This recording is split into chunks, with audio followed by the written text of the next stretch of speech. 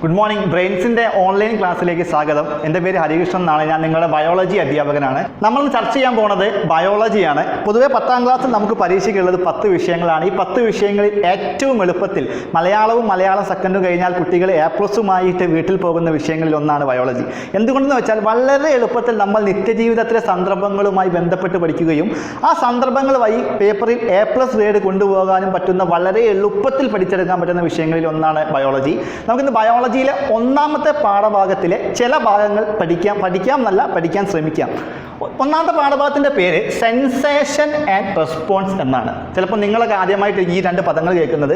Sensation എന്നുള്ള പദം ചിലപ്പോൾ ആദ്യമായിട്ട് കേൾക്കുക, റെസ്പോൺസ് എന്തായാലും ആദ്യമായിട്ട് കേൾക്കില്ല. നമ്മൾ മോന്തയ്ക്ക് ഒരാൾ അടിച്ചാൽ നമ്മൾ എന്ത് ചെയ്യും? തിരിച്ചടിക്കും. അതിന് നമ്മൾ എന്ത് പറയും? റെസ്പോൺസ് എന്ന് പറയും. ഞാൻ ഈ പാഠഭാഗം ആരംഭിക്കുന്നത് ഇങ്ങനത്തെ ചില സന്ദർഭങ്ങൾ കൊണ്ടാണ്.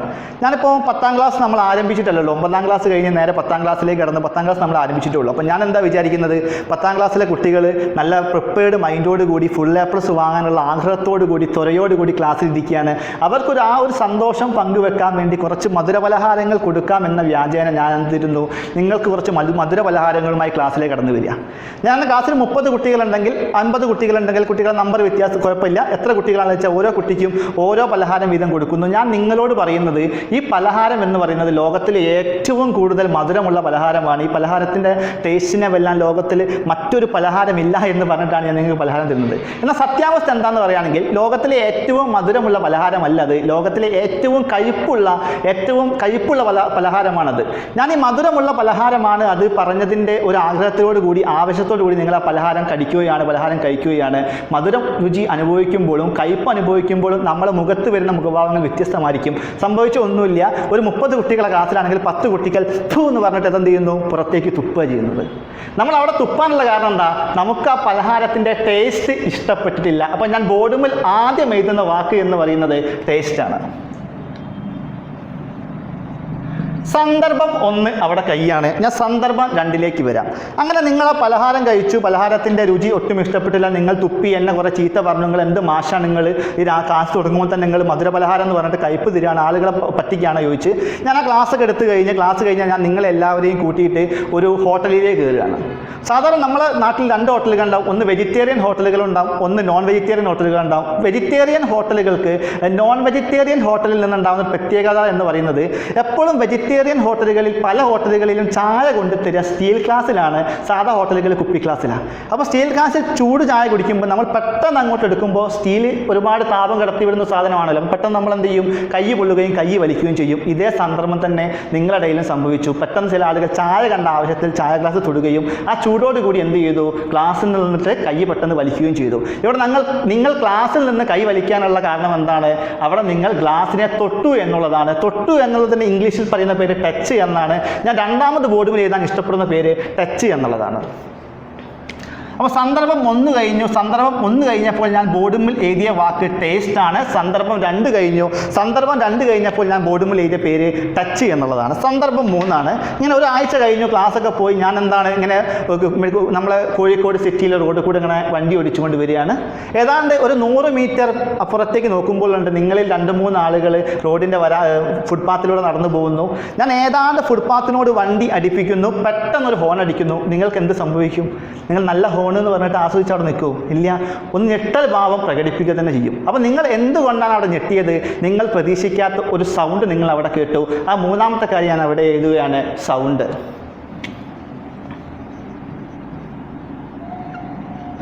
അപ്പോൾ ഈ 3 സന്ദർഭങ്ങളിൽ നടന്ന ഒരു പൊതുകാര്യം ഞാൻ പറയാം. നിങ്ങൾക്കിഷ്ടമില്ലാത്ത രുചി നിങ്ങൾ രുചിച്ചു. നിങ്ങൾ നിങ്ങളുടെ മുഖഭാവം മാറ്റി. ചില ആളുകൾ തുപ്പി. നിങ്ങൾക്ക് ചൂട് ഉള്ള ഒരു പ്രതലത്തിൽ നിങ്ങൾ തൊട്ടു. നിങ്ങൾ നിങ്ങളുടെ കൈ വലിച്ചു. 3ാമത്തെ സന്ദർഭം, നിങ്ങൾ പെട്ടെന്നൊരു സൗണ്ട് കേട്ടു. നിങ്ങൾ ഞെട്ടിപ്പോയി. അപ്പം taste, touch, sound. Taste, touch, sound. ഈ 3 കാര്യങ്ങളും നിങ്ങളിൽ റെസ്പോൺസുകൾ അല്ലെങ്കിൽ പ്രതികരണങ്ങൾ ഉണ്ടാക്കി. ഇങ്ങനെ ജീവികളിൽ പ്രതികരണങ്ങൾ ഉണ്ടാക്കുന്നവയെ നമ്മൾ പൊതുവെ വിളിക്കുന്ന പേരാണ് സ്റ്റിമുലി. ഈ പാഠത്തിൽ നിങ്ങൾക്ക് ആദ്യം പഠിക്കാനുള്ള വാക്ക് വാക്ക് എന്താണ് സ്റ്റിമുലി എന്നുള്ളതാണ്. Any sensors, what is census? That is A sense. What is census? Taste is A sense. What is census? Sound is A sense. ഇങ്ങനെ ജീവികളിൽ പ്രതികരണങ്ങൾ ഉണ്ടാക്കുന്ന സെൻസുകളെ നമ്മൾ വിളിക്കുന്ന പേരാണ് സ്റ്റിമുലി. ഒരൊറ്റ വാചകത്തിൽ പറഞ്ഞാൽ any sensors that evoke responses in an organism is called a stimuli. Any sensors that evoke responses in an organism is called a stimuli. Taste രുചിച്ചു, നമ്മൾ രുചി ഇഷ്ടപ്പെട്ടില്ല, നമ്മൾ എന്തുണ്ടാക്കി? ഒരു റെസ്പോൺസ് ഉണ്ടാക്കി. നമ്മൾ ചൂട് പദത്ത് തൊട്ടു, നമ്മൾ എന്തുണ്ടാക്കി? കൈ വലിച്ചു, അതെന്താണ്? ഒരു റെസ്പോൺസ് ആണ്. നമ്മൾ പെട്ടെന്നൊരു സൗണ്ട് കേട്ടു, നമ്മൾ ഞെട്ടിപ്പോയി, അതെന്താണ്? ഒരു റെസ്പോൺസ് ആണ്. ഇങ്ങനെ ജീവികളിൽ പെട്ടെന്ന് പ്രതികരണങ്ങളെ സൃഷ്ടിക്കുന്നവയെ നമ്മൾ വിളിക്കുന്ന പേര് സ്റ്റിമുലി എന്നാണ്. English definition: any sensors that evoke responses in a organism is called a stimuli. നോക്കുക, ഈ 3 സ്റ്റിമുലികളും ഉണ്ടായത് നമ്മുടെ ബോഡിക്കുള്ളിലല്ല, നമ്മുടെ ബോഡിക്ക് പുറത്താണ്, സറൗണ്ടിങ് എൻവയോൺമെന്റിൽ നിന്നിട്ടാണ്. ചില സ്റ്റിമുലികൾ ബോഡിക്കുള്ളിൽ ഉണ്ടാകുന്നുണ്ട്. എക്സാമ്പിൾ ഒന്ന്, നമുക്ക് എല്ലാവർക്കും ജീവിതത്തിൽ ഉണ്ടാകുന്ന സാധനമാണ് വിശപ്പ്. രണ്ടാമത്തെ, നമുക്ക് എല്ലാവർക്കും ജീവിതത്തിൽ ഉണ്ടാകുന്ന സാധനമാണ് എന്താണ്? ദാഹം. അപ്പം ദാഹവും വിശപ്പ് എന്ന് പറയുന്നത് ബോഡിക്കുള്ളിൽ ഉണ്ടാകുന്ന സ്റ്റിമുലിയാണ്. ഞാൻ നേരത്തെ പറഞ്ഞ ഈ 3 പോലത്തെ സ്റ്റിമുലികളൊക്കെ എവിടെയാണ് ഉണ്ടാകുന്നത്? ബോഡിക്ക് പുറത്താണ്. അങ്ങനെ ബോഡിക്കുള്ളിൽ ഉണ്ടാകുന്ന സ്റ്റിമുലികളെ നമ്മളൊരു പേര് വിളിക്കും. അതേപോലെ തന്നെ ബോഡിക്ക് പുറത്തുണ്ടാകുന്ന സ്റ്റിമുലികളെ നമ്മളൊരു പേര് വിളിക്കും. So stimuli is mainly classified into 2. 1, 2. First one, internal stimuli. What is internal stimuli? Stimuli that originated inside the body is called a internal stimuli. What is external stimuli? The stimuli that originated outside of the body. ഒന്നെന്താണ്? inside of the body internal stimuli, outside of the body external stimuli. അപ്പം 10ാം ക്ലാസ്സിലെ 1ാമത്തെ പാഠത്തിലെ 1ാമത്തെ concept നമ്മൾ കഴിഞ്ഞു. അപ്പോൾ നമ്മൾ പറഞ്ഞത് സ്റ്റിമുലിയാണ്. ഒരുപാട് സ്റ്റിമുലികളുണ്ട്. ഈ സ്റ്റിമുലികൾ ഇങ്ങനെ അന്തരീക്ഷത്തിൽ ഉണ്ടായ പോലെ നമ്മളെ തിരിച്ചറിയണമെങ്കിൽ നമ്മളെ ബോഡി ആ സ്റ്റിമുലികളെ റിസീവ് ചെയ്യണം. ഇങ്ങനെ സ്റ്റിമുലികളെ റിസീവ് ചെയ്യാൻ ഒരു particular type of organ system തന്നെ നമ്മുടെ ബോഡിയിലുണ്ട്. That organs are called sense organs. നമ്മൾ ചെറുപ്പത്തിലെ UP ക്ലാസ്സിലും ഹൈസ്കൂളിലൊക്കെ സെൻസ് ഓർഗനെ കുറിച്ച് പറഞ്ഞിട്ടുണ്ട്. നമ്മുടെ ബോഡിയിൽ പ്രധാനമായിട്ടും 5 സെൻസ് ഓർഗനുകളാണുള്ളത്. ഇവിടെ പോയാലും മറന്നു പോകാത്ത കൺസെപ്റ്റാണ്. നമ്മുടെ ബോഡിയിൽ 5 സെൻസ് ഓർഗൻസ് ഉണ്ട്. നിങ്ങൾക്ക് എല്ലാവർക്കും അറിയുന്നതാണ്. ഞാൻ എന്നാലും അറിയാത്തവരായിട്ട് ആരെങ്കിലും ഉണ്ടോ എന്ന് വെച്ചിട്ട് ഒന്നും കൂടി പറയാം. 1ാമത്തെ സെൻസ് ഓർഗൻ ഐ. ഓർഡർ തെറ്റിയാലും കുഴപ്പമില്ല, നിങ്ങൾ 5 എണ്ണം പഠിച്ചാൽ മാത്രം മതി.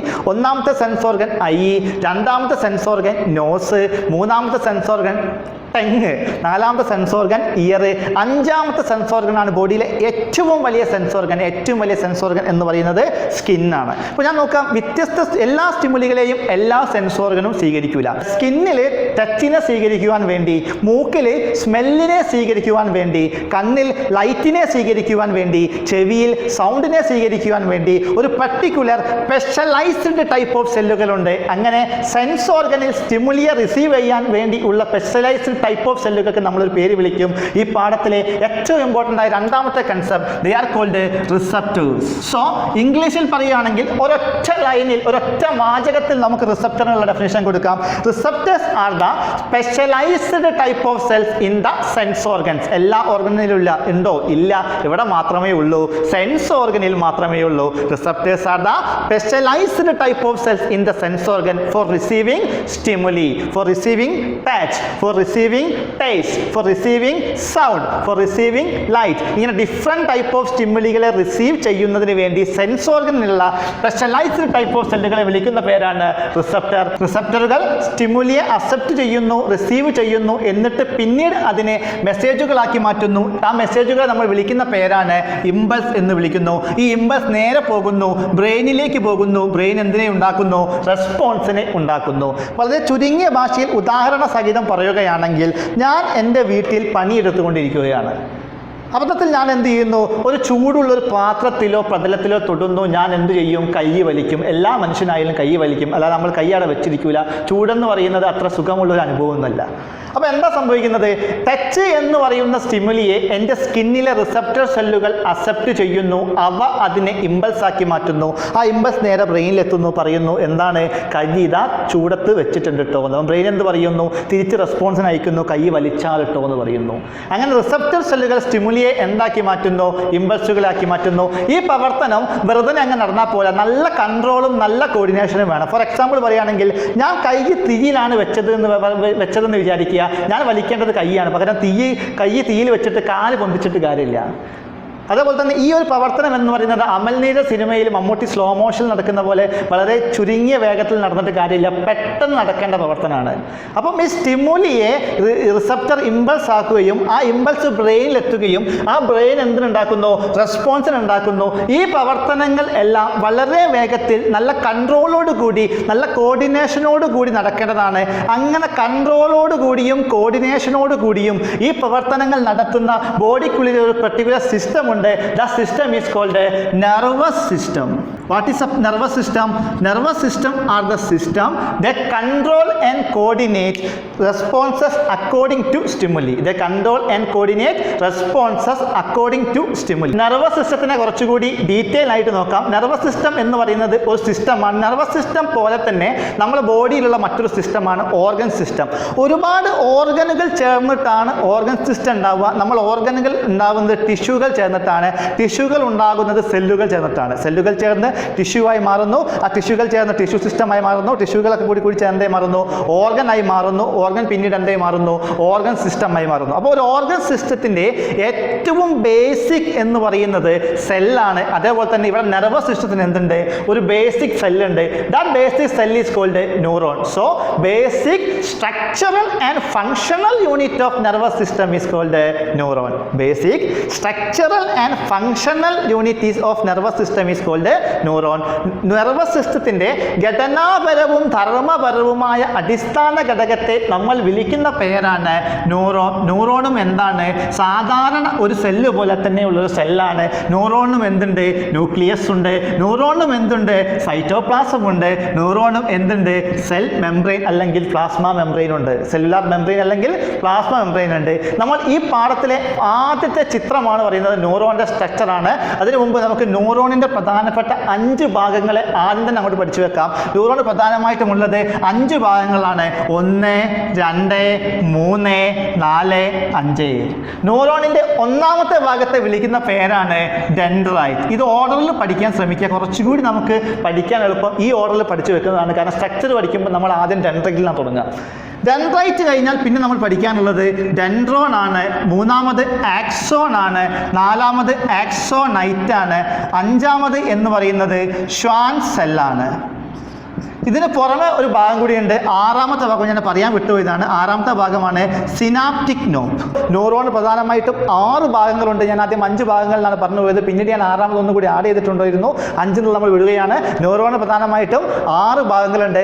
ഒന്നാമത് പറയുന്നത് ഡെൻഡ്രൈറ്റ് ആണ്. രണ്ടാമത് പറയുന്നത് ഡെൻഡ്രോൺ ആണ്. മൂന്നാമത് പറയുക ആക്സോൺ. 4ാമത് ആക്സോണൈറ്റ്. 5ാമത് ഷ്വാൻ സെൽ. 6ാമത് സിനാപ്റ്റിക് നോബ്. നമുക്ക് ഈ 6 ഭാഗങ്ങൾ ന്യൂറോണിൽ എവിടെയൊക്കെയാണ് ഉള്ളതെന്നും ഈ 6 ഭാഗങ്ങളുടെ ഘടനാപരമായിട്ടുള്ള ധർമ്മങ്ങൾ എന്തെല്ലാമാണ് എന്നാണ് നോക്കാൻ പോകുന്നത്. ഞാൻ ആദ്യം തന്നെ പറയുകയാണ്, പണ്ട് ബയോളജിയിൽ 4 മാർക്കിന് ചോദിക്കുന്ന ഒരു ചോദ്യമായിരുന്നു ചിത്രങ്ങൾ തരികയും ആ ചിത്രങ്ങൾ പേപ്പറിലേക്ക് പകർത്തി വരച്ച് ഭാഗങ്ങൾ അടയാളപ്പെടുത്തുക. എന്നാൽ 2-3 വർഷമായിട്ട് നമുക്ക് പേപ്പറിലേക്ക് പകർത്തി വരയ്ക്കുക എന്ന് പറയുന്ന പരിപാടിയില്ല. ചിത്രത്തിൽ ക്വസ്റ്റ്യൻ പേപ്പറിലുണ്ടാവും A എന്നുണ്ടാകും, B എന്നുണ്ടാകും, C എന്നുണ്ടാകും, D എന്നുണ്ടാകും. ഏതാണ് A, ഏതാണ് B, ഏതാണ് C, ഏതാണ് D എന്ന് അടയാളപ്പെടുത്തുവാനാണ് ചോദ്യങ്ങൾ വരിക. അതുകൊണ്ട് തന്നെ ഡെൻഡ്രോണിൻ്റെ ഭാഗത്ത് ആക്സോൺ അടയാളപ്പെടുത്തരുത്, ആക്സോണിൻ്റെ ഭാഗത്ത് ആക്സോണൈറ്റ് അടയാളപ്പെടുത്തരുത്, ഡെൻഡ്രൈറ്റിൻ്റെ ഭാഗത്ത് ഷ്വാൻ സെൽ അടയാളപ്പെടുത്തരുത്. കൃത്യമായ ഭാഗങ്ങളുടെ സ്ഥാനങ്ങൾ മനസ്സിലാക്കണം. നമ്മൾ ആരംഭിക്കുകയാണ്. ന്യൂറോണിന് പ്രധാനമായിട്ടും ഭാഗങ്ങൾ 6 എണ്ണം. 1, 2, 3, 4, 5, 6. ഒന്നാമത്തെ ഭാഗം ഞാൻ എഴുതാം. ഒന്നാമത്തെ ഭാഗം കാണിച്ചു തരാം. ഒന്നാമത്തെ ഭാഗത്തിൻ്റെ ഫംഗ്ഷൻ പറയാം. ഭാഗം 1 ഡെൻഡ്രൈറ്റ്. ഭാഗം 1 ഡെൻഡ്രൈറ്റ്. നോക്കുക, നമ്മളെ കൈ ഇങ്ങനെ വെക്കുകയാണെങ്കിൽ കൈ വിരലുകൾ പോലെ പുറത്തേക്ക് തള്ളി നിൽക്കുന്ന ഈ ഭാഗം കണ്ടല്ലോ, ഈ ഭാഗത്തെ നമ്മൾ വിളിക്കുന്ന പേരാണ് എന്ത്, ഡെൻഡ്രൈറ്റ്. അതെന്താണ്, ഈ ഭാഗത്തെ നമ്മൾ എന്താണ് വിളിക്കുക, ഡെൻഡ്രൈറ്റ് ആണ്. ഇത് ഡെൻഡ്രോൺ ആണ്. ഇത് ഡെൻഡ്രോൺ ആണെങ്കിൽ ഡെൻഡ്രൈറ്റ് എന്താണ്, ഡെൻഡ്രോണിൻ്റെ ബ്രാഞ്ചുകൾ അല്ലെങ്കിൽ ശാഖകളാണ്. So dendrite, first point, dendrite are the branches of dendron. This is dendrite, this is dendron. So dendron dendrite are the branches of dendron. എന്താണ് ഡെൻഡ്രോണിൻ്റെ ഫംഗ്ഷൻ? ഫോർ എക്സാമ്പിൾ, എൻ്റെ വീട്ടിൽ ഒരു ചൂടുള്ള പ്രതലമുണ്ട്. ഞാൻ പറഞ്ഞ പോലെ തന്നെ ഒരു ചൂടുള്ള പ്രതലമുണ്ട്. ഞാൻ ആ ചൂടുള്ള പ്രതലം എന്ത് ചെയ്യുന്നു? തൊടുന്നു. എൻ്റെ സ്കിന്നിലെ റിസപ്റ്റർ സെല്ലുകൾ എന്ത് ചെയ്യുന്നു? ആ സ്റ്റിമുലിയെ അക്സെപ്റ്റ് ചെയ്യുന്നു, നേരെ തൊട്ടടുത്ത ന്യൂറോണിലേക്ക് കൊടുക്കുന്നു. അങ്ങനെ ഒരുപാട് മില്യൺസ് ഓഫ് ന്യൂറോണുകൾ കടന്നിട്ട് അത് എത്തുന്നു, ബ്രെയിനിലേക്ക് എത്തുന്നു. അപ്പോൾ ഒരു ന്യൂറോണിൽ നിന്ന് മറ്റൊരു ന്യൂറോണിലേക്ക് എന്തിനെ സ്വീകരിക്കണം? ഇമ്പൾസിനെ. എന്താണ് ഇമ്പൾസ്? മെസ്സേജാണ്. മെസ്സേജിനെ സ്വീകരിക്കണം. ആ സ്വീകരിക്കുന്ന ഭാഗമാണ് എന്ത്? ഡെൻഡ്രൈറ്റ്. ഏറ്റവും പുറത്തു കാണപ്പെടുന്ന ഭാഗം, സ്വീകരിക്കുന്ന ഭാഗം എന്താണ്? ഡെൻഡ്രൈറ്റ് ആണ്. Receive impulses from adjacent neuron. For example, നമുക്കൊരു 5 ന്യൂറോണുകൾ എടുക്കാം എക്സാമ്പിളായിട്ട്. ഒന്നാമത്തെ ന്യൂറോൺ നമുക്ക് മമ്മൂട്ടി എന്ന് പേരിടാം. ശരിക്കും മമ്മൂട്ടി എന്നുള്ളൊരു ന്യൂറോണും ലോകത്തിലില്ല. വെറുതെ പരീക്ഷയ്ക്ക് മമ്മൂട്ടി എന്ന് എഴുതി വെക്കരുത്. രണ്ടാമത്തെ ന്യൂറോൺ നമുക്ക് എന്ത് ചെയ്യാം? മോഹൻലാൽ എന്ന് പറയാം. മമ്മൂട്ടി എന്ന് പറയുന്ന ന്യൂറോണിൽ നിന്ന് ഇമ്പൾസുകളെ സ്വീകരിക്കുന്ന മോഹൻലാൽ എന്ന് പറയുന്ന ന്യൂറോണിലെ ഭാഗമാണ് എന്ത്? ഡെൻഡ്രൈറ്റ്. അപ്പോൾ ഡെൻഡ്രൈറ്റ് 2 പോയിന്റ് ആണുള്ളത്, മറന്നു പോരുത്. ഒന്നാമത്തെ പോയിന്റ് ഡെൻഡ്രൈറ്റ്, ഇതാണ് dendrite. Dendrite are the branches of dendron. Dendrite are the branches of dendron. ഞാൻ ഒന്നുകൂടെ അടയാളപ്പെടുത്താം. ഡെൻഡ്രൈറ്റ്, ഇതാണ് എന്ത്? Dendrite. Dendrite are the branches of dendron. ഇതാണ് ഡെൻഡ്രോൺ. രണ്ടാമത്തെ പോയിന്റ്, എന്താണ് ഡെൻഡ്രൈറ്റിന്റെ function? Receive impulses from adjacent neuron. Receive impulses from adjacent neuron. 2 point പഠിച്ചാൽ മതി. ഒന്നുകൂടി പറയാം. Dendrite are the branches of dendron, receive impulses from adjacent neuron. ഇപ്പം നമ്മൾ ഇമ്പൾസ് അല്ലെങ്കിൽ മെസ്സേജ് എവിടെയാണ് നിൽക്കുന്നത്? ഡെൻഡ്രൈറ്റിലാണ് നിൽക്കുന്നത്. ഡെൻഡ്രൈറ്റ് തൊട്ട് പുറകിൽ ആരുണ്ട്? ഡെൻഡ്രോൺ ഉണ്ട്. അപ്പം എന്താണ് ഡെൻഡ്രോണിന്റെ ഫംഗ്ഷൻ? ഡെൻഡ്രോണിന്റെ ഫംഗ്ഷൻ ഒന്നുമില്ല. ഡെൻഡ്രൈറ്റിലുള്ള ഇമ്പൾസുകളെ റിസീവ് ചെയ്യുക. റിസീവ് അല്ലെങ്കിൽ carries impulses from dendrite into cell body. ഇതെന്താണ്? സെൽ ബോഡിയാണ്. Carries impulses from dendrite into cell body is the function of dendron. എന്താണ് ഡെൻഡ്രോണിന്റെ ഘടനാപരമായ പ്രത്യേകത? ഈ ന്യൂറോണിലെ ഏറ്റവും ചെറിയ ഷോർട്ടസ്റ്റ് ഫിലമെന്റ് ആണ് എന്ത്? ഡെൻഡ്രോൺ. സോ ഡെൻഡ്രോൺ ആൾസോ ഡെൻഡ്രൈറ്റിനെ പോലെ തന്നെ ഡെൻഡ്രോൺ 2 പോയിന്റുള്ളൂ. ഒന്ന് structural point. The shortest filament in the neuron is called a dendron. The shortest filament in the neuron is called a dendron. എന്താ function? carries impulses from dendrite into cell body. carry impulses from dendrite into cell body. അപ്പോൾ നമ്മൾ 2 കാര്യങ്ങൾ പറഞ്ഞു. എന്താണ് dendrite എന്ന് പറഞ്ഞു, എന്താണ് dendron എന്ന് പറഞ്ഞു. ന്യൂറോണിലെ 2 ഭാഗങ്ങൾ കഴിഞ്ഞു. ഡെൻഡ്രോൺ കഴിഞ്ഞു, ഡെൻഡ്രൈറ്റ് കഴിഞ്ഞു. ഇപ്പം നമ്മൾ ഇമ്പൾസ് ഉള്ളത് ഡെൻഡ്രൈറ്റിൽ നിന്ന് ഡെൻഡ്രോണിലേക്ക് എത്തി. ഡെൻഡ്രോണിൽ എവിടെ എത്തി? സെൽ ബോഡിയിലേക്ക് എത്തി. ഇനി നമ്മൾ പറയാൻ പോകുന്നത് ന്യൂറോണിലെ ഏറ്റവും പ്രധാനപ്പെട്ട ഭാഗങ്ങളിൽ ഒന്നാണ് ആക്സോൺ ആണ്. എന്താണ്? ആക്സോൺ ആണ്. ന്യൂറോണിലെ ഏറ്റവും ഷോർട്ടസ്റ്റ് ഫിലമെന്റ് എന്ന് പറയുന്നത് ഡെൻഡ്രോൺ ആണെങ്കിൽ ഏറ്റവും ലോങ്ങസ്റ്റ് ഫിലമെന്റ് ആണ് എന്ത്? ആക്സോൺ. ഏതാണ്ട് ഇത് മുതൽ ഇതുവരെ എന്താണ്?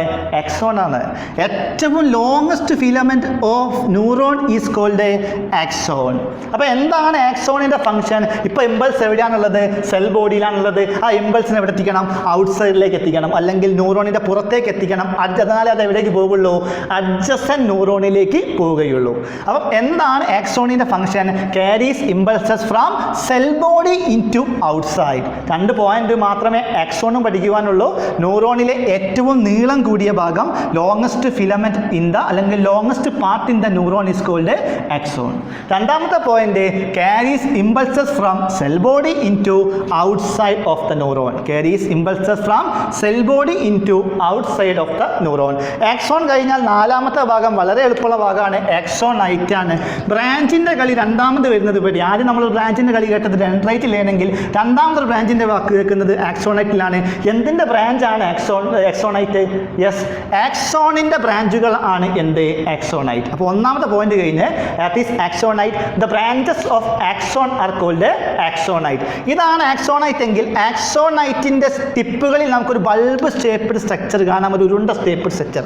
That is called synaptic knob. That is called synaptic knob. ഈ സിനാപ്റ്റിക് നോബിലേക്ക് ഇമ്പൾസുകളെ എത്തിക്കുകയാണ് ആരുടെ ഫംഗ്ഷൻ? ആക്സോണൈറ്റിന്റെ ഫംഗ്ഷൻ. ആക്സോൺ പോലെ തന്നെ ആക്സോണൈറ്റും വളരെ എളുപ്പമാണ്. ആക്സോണിന്റെ ബ്രാഞ്ചുകളാണ് axonite. Branches of axon are called axonite. എന്താണ് function? Carries impulses into synaptic knob. Carries impulses into synaptic knob. ഒന്നും കൂടി ആക്സോണും ആക്സോണൈറ്റും പറഞ്ഞിട്ട് നമുക്ക് സിനാപ്റ്റിക് നോബിലേക്ക് കിടക്കാം. ആക്സോൺ എന്ന് പറയുന്നത് longest filament of the neuron is called axon. Carries impulses from cell body into outside of the cell, അല്ലെങ്കിൽ axonite എന്ന് എഴുതിയാലും ശരിയാണ്. രണ്ടാം നമ്മൾ പറയാൻ പോകുന്നത് ആക്സോണൈറ്റ് ആണ്. Branches of axon are called axonite. Carries impulses into synaptic knob. ഇനി നമുക്ക് പറയാനുള്ളത് അഞ്ചാമത്തെ പാർട്ടാണ് സിനാപ്റ്റിക് നോബ്. നമ്മൾ ഒരുപാട് ചർച്ച ചെയ്യാൻ പോകുന്ന സാധനമാണ്. ഏറ്റവും കൂടുതൽ പരീക്ഷയ്ക്ക് ചോദ്യങ്ങൾ ചോദിച്ച് കാണുന്ന ഒരു ഭാഗമാണ് സിനാപ്റ്റിക് നോബ്. ഒന്നാമത് എവിടെയാണ് കാണപ്പെടുന്നത്? ആക്സോണൈറ്റിന്റെ ടിപ്പിൽ ആണ് എന്ത് കാണപ്പെടുക? സിനാപ്റ്റിക് നോബ് കാണപ്പെടുക. പോയിന്റ് 1 കഴിഞ്ഞ് located on the tips of axonite. Located on the tips of axonite. രണ്ടാമത്തെ ഫംഗ്ഷൻ, ഇമ്പൾസ് സിനാപ്റ്റിക് നോബിൽ എത്തിയാൽ, ഇപ്പോൾ ഇവിടെ ഉണ്ട് ആക്സോണൈറ്റിലുണ്ട്, ആക്സോണൈറ്റ് നേരെ അങ്ങോട്ട് കൊടുക്കുന്നു, സിനാപ്റ്റിക് നോബിലേക്ക് കൊടുക്കുന്നു. മൂപ്പരെടുത്ത് എത്തിയാൽ മൂപ്പർ എന്ത് ചെയ്യും? ഒരു കെമിക്കലിനെ പ്രൊഡ്യൂസ് ചെയ്യും. That chemical is called neurotransmitter. That chemical is called neurotransmitter. നമ്മൾ വളരെ വിശദമായിട്ട് ന്യൂറോ ട്രാൻസ്മിറ്ററുകളെ പറയുന്നതാണ്. നിങ്ങൾക്ക് +1 +2 വിശദമായി പഠിക്കാനുണ്ട്. ഇപ്പം നമുക്കിത് മൈൻഡിൽ വെച്ചാൽ മതി. എന്താണ് ഫംഗ്ഷൻ സിനാപ്റ്റിക് നോബിൻ്റെ? ദേ സെക്രീറ്റ് ന്യൂറോ ട്രാൻസ്മിറ്റേഴ്സ്. 2 പോയിന്റ് മാത്രം സിനാപ്റ്റിക് നോബ്. ഒന്നാമത്തെ point, synaptic knob located on the tips of എവിടെ? ആക്സോണൈറ്റ്. രണ്ടാമത്തത്, ദ പ്രൊഡ്യൂസ് ന്യൂറോ ട്രാൻസ്മിറ്റർ. ആറാമത്തെ പാർട്ട്, ഏറ്റവും ലാസ്റ്റ് പാർട്ട്, അതുകൊണ്ട് തന്നെ ഒരൊറ്റ പോയിന്റ് പഠിച്ചാൽ മതി. ഇതാണ് എന്ത്? ഷാൻസെല്ല്. ഷാൻസെല്ല് എവിടെയാണ് കാണപ്പെടുന്നത്? ഈ ആക്സോണിനെ വലയം ചെയ്ത് അല്ലെങ്കിൽ എൻസർക്കിൾ ചെയ്ത് ഒറ്റ point, the part of neuron that encircle axon. The part of neuron that encircle axon. Once again, the part of neuron that encircle axon is called Schwann cell. Spelling is very important. Schwann cell. മലയാളത്തിൽ എങ്ങനെ ചെയ്തു? ഷാൻ ചെയ്തു. Schwann cell. The part of neuron that encircle axon is called a Schwann cell. ഇനി ഒന്നും കൂടി പറയാം. Neuron എന്ന് പറയുന്നത് നെർവസ് സിസ്റ്റത്തിന്റെ ബേസിക് സ്ട്രക്ചറൽ ആൻഡ് ഫംഗ്ഷണൽ യൂണിറ്റിനെ വിളിക്കുന്ന പേരാണ് ന്യൂറോൺ. ന്യൂറോണിൽ പ്രധാനമായിട്ടും 6 ഭാഗങ്ങളിൽ നമ്മൾ ഒരുപാട് കേട്ട് പഠിച്ചു കഴിഞ്ഞു. Dendrite, dendron, axon, axonite, Schwann cell, synaptic knob. എന്താണ് ഡെൻഡ്രൈറ്റ്? 2 പോയിന്റ് സ്പീഡ് പറയാം. Branches of dendron are called dendrite. Receive impulses from adjacent neuron ആണ് ഡെൻഡ്രൈറ്റിന്റെ ഫംഗ്ഷൻ. രണ്ടാമത് നമ്മൾ ഡെൻഡ്രോൺ ആണ് പറഞ്ഞത്. ഏറ്റവും സ്മോളസ്റ്റ് ആയിട്ടുള്ള, ഏറ്റവും ഷോർട്ടസ്റ്റ് ആയിട്ടുള്ള filamentous part in the neuron എന്ന് പറയുന്നത് ഡെൻഡ്രോൺ ആണ്. The shortest filament in the neuron is called dendron. Carries impulses from dendrite into cell body is the function of dendron. Is the function of dendron. മൂന്നാമത് പറയുന്നത് axon ആണ്. ഏറ്റവും shortest എന്ന് പറയുന്ന dendron ആണെങ്കിൽ ഏറ്റവും ലോങ്ങസ്റ്റ് എന്ന് പറയുന്നത് എന്താണ്? ആക്സോൺ ആണ്. ന്യൂറോണിലെ ഏറ്റവും ലോങ്ങസ്റ്റ് പാർട്ട് ആക്സോൺ ആണ്. Carries impulses from cell body into outside. Axonite എന്ന് പറഞ്ഞാൽ തെറ്റില്ലെന്ന് ഞാൻ പറഞ്ഞു. Carries impulses from cell body into outside ആണ് ആറ് ഫംഗ്ഷൻ? ആക്സോണിന്റെ ഫംഗ്ഷൻ. ആക്സോണിന്റെ ബ്രാഞ്ചുകളാണ് axonite. Branches of axons are called axonite. Branches of axons are called axonite. On the tips of axonite we see synaptic knob. അപ്പോൾ എന്താ അതിന്റെ function? Carries impulses from axon into synaptic knob is the function of axonite. Carries impulses from axon into synaptic knob is the function of axonite. എന്താണ് synaptic knob? Located in the tips of axonite, secrete a chemical called neurotransmitters. The cell part that encircle continuously axon, the encircle continuously axon is called a Schwann cell. The cell that encircle continuously axon is called a Schwann cell. ഇതോടുകൂടി structure കഴിയുകയാണ്. ന്യൂറോണിന്റെ പ്രധാനമായിട്ടും 6 ഭാഗങ്ങൾ: dendrite, dendron, axon, ആക്സോണൈറ്റ്, Schwann cell, synaptic knob.